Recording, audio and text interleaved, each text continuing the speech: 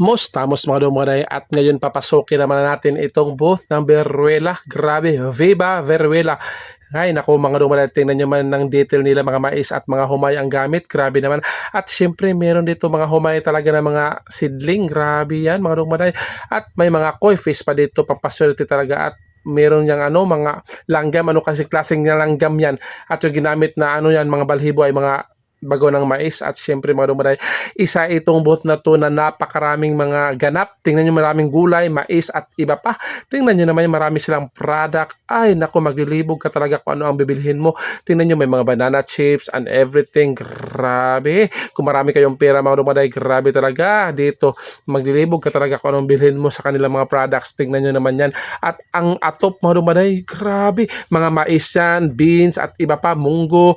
Grabe talaga, hindi mo talaga akalain na magiging ganyan talaga yan. At papasok tayo, sa saka pala, grabe, sa saka tayo sa kanilang kwarto. Tingnan nyo mo yung kanilang sa hagdanan, mga ugat-ugat ng kahoy yun at may mga trapo yan. Tingnan nyo naman yan. Opo, si Dodo niyan parang hari yan ng hari ng sablay. Wow, tingnan nyo naman yan. Wow, ang atop mga dumaday, grabe talaga. Sino kaya nag-design nito? Comment lang sa comment section.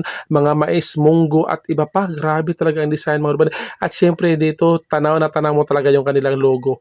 At grabe talaga, overlooking din sila sa Naliagan Ground mga dumaday.